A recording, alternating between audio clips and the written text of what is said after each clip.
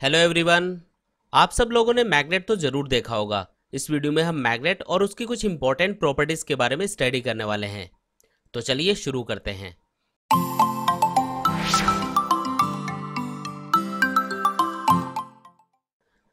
करीब 2000 साल पहले ग्रीस के अंदर मैग्नीशिया नाम के आइलैंड के ऊपर एक मटेरियल मिला।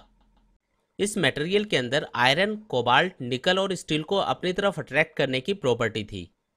अब क्योंकि ये मटेरियल मैग्नीशिया नाम की जगह पे मिला था, इसलिए इस जगह के नाम पे इस मटेरियल का नाम मैग्नेटाइट रखा गया, जिसे आज हम मैग्नेट कहते हैं।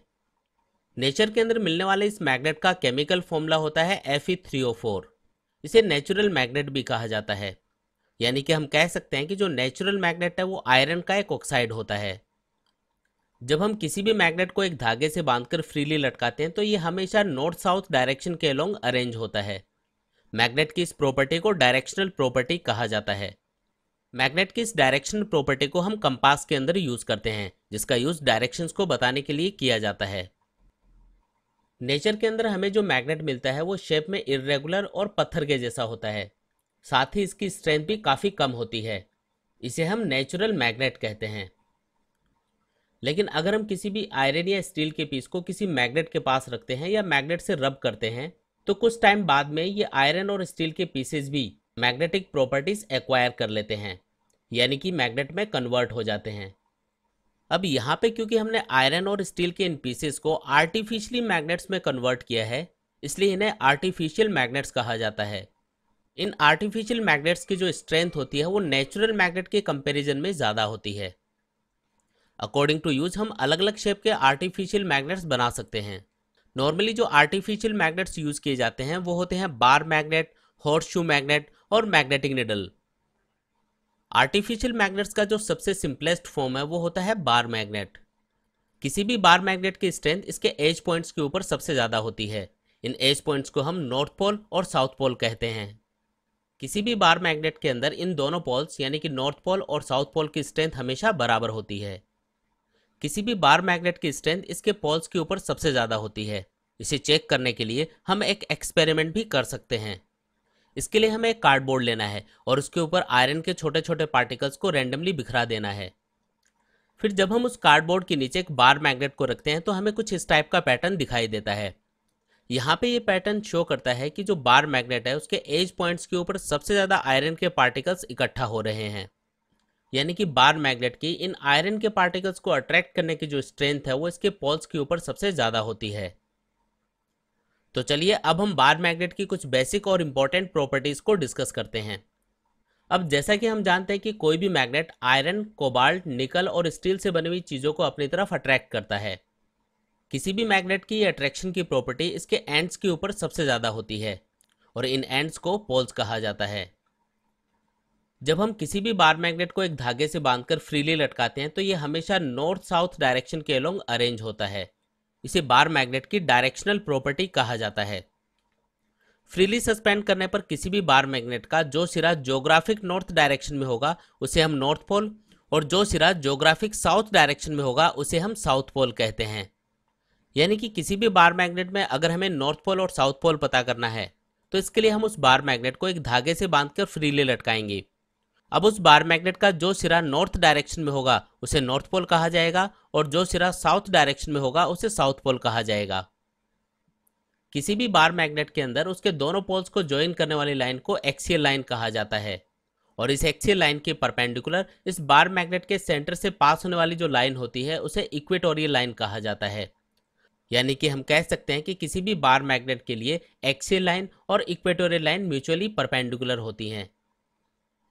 किन्हीं भी दो मैग्नेट्स के जो लाइक पोल्स हैं यानी कि सेम टाइप के पोल्स हैं वो हमेशा एक दूसरे को रिपेल करते हैं और जो अनलाइक पोल्स हैं यानी कि अपोजिट टाइप के पोल्स हैं वो हमेशा एक दूसरे को अट्रैक्ट करते हैं। फॉर एग्जाम्पल आप इस डायग्राम में देख सकते हैं कि इस मैग्नेट का जो नॉर्थ पोल है वो दूसरी मैग्नेट के नॉर्थ पोल से रिपेल हो रहा है। इसी तरीके से इस मैग्नेट का जो साउथ पोल है वो दूसरी मैग्नेट के साउथ पोल से रिपेल हो रहा है। यानी कि हम कह सकते हैं कि दो मैग्नेट्स के लाइक पोल्स हमेशा एक दूसरे को रिपेल करते हैं। जबकि इस थर्ड डायग्राम में हम देख सकते हैं कि एक मैग्नेट का जो नॉर्थ पोल है वो दूसरी मैग्नेट के साउथ पोल को अपनी तरफ अट्रैक्ट कर रहा है।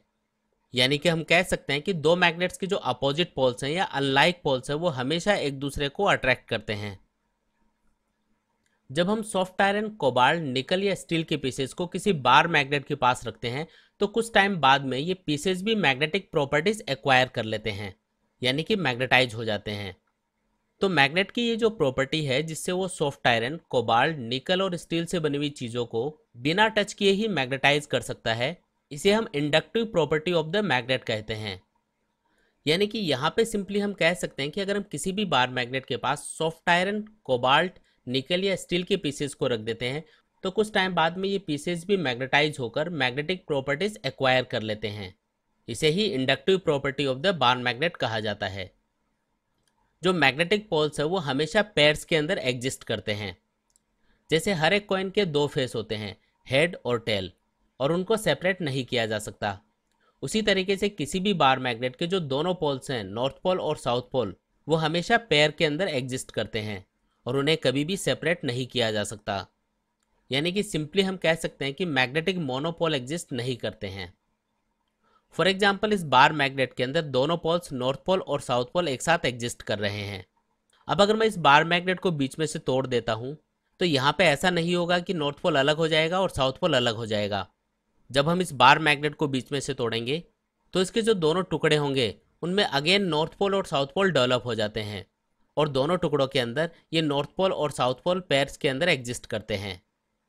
यानी कि सिंपली हम कह सकते हैं कि जो मैग्नेटिक पोल्स है वो हमेशा पेयर्स के अंदर ही एग्जिस्ट करते हैं और मैग्नेटिक मोनोपोल कभी भी एग्जिस्ट नहीं करते हैं। तो गाइज, इस वीडियो में हमने मैग्नेट और उससे रिलेटेड कुछ इंपॉर्टेंट प्रॉपर्टीज को डिटेल में स्टडी किया। हमने देखा कि मैग्नेट के अंदर आयरन, कोबाल्ट, निकल और स्टील से बनी हुई चीज़ों को अपनी तरफ अट्रैक्ट करने की प्रॉपर्टी होती है। साथ ही जब हम किसी भी बार मैग्नेट को फ्रीली लटकाते हैं तो ये हमेशा नॉर्थ साउथ डायरेक्शन के अलोंग अरेंज होता है। इसे हम directional property of the magnet कहते हैं। साथ ही किसी भी बार मैग्नेट की जो स्ट्रेंथ है वो इसके एंड पॉइंट्स पे सबसे ज़्यादा होती है और इन एंड पॉइंट्स को हम नॉर्थ पोल और साउथ पोल कहते हैं। किन्हीं भी दो मैग्नेट्स के लाइक पोल्स हमेशा एक दूसरे को रिपेल करते हैं और जो अनलाइक पोल्स है वो हमेशा एक दूसरे को अट्रैक्ट करते हैं। साथ ही अगर हम किसी भी मैग्नेट के पास किसी आयरन, कोबाल्ट, निकल या स्टील के पीस को रख देते हैं तो कुछ टाइम बाद में ये पीसेस भी मैग्नेटिक प्रॉपर्टीज एक्वायर करके मैग्नेटाइज हो जाते हैं, यानी कि मैग्नेट में कन्वर्ट हो जाते हैं। इसे हम inductive property of the magnet कहते हैं। साथ ही हमको याद रखना है कि किसी भी मैग्नेट में जो मैग्नेटिक पोल्स है वो हमेशा पेयर्स के अंदर एग्जिस्ट करते हैं। कभी भी नॉर्थ पोल और साउथ पोल को सेपरेट नहीं किया जा सकता। यानी कि सिंपली हम कह सकते हैं कि मैग्नेटिक मोनोपोल एग्जिस्ट नहीं करते हैं। तो गाइज, आई होप आप लोगों को ये टॉपिक अच्छे से समझ में आया होगा। फिर भी अगर आपको इस टॉपिक से रिलेटेड कोई भी डाउट्स हैं तो आप नीचे कमेंट बॉक्स में कमेंट करके पूछ सकते हैं। मैं आपके कमेंट्स और डाउट्स का जरूर रिप्लाई करूंगा। तो मिलते हैं एक न्यू वीडियो के साथ, तब तक के लिए take care and good bye.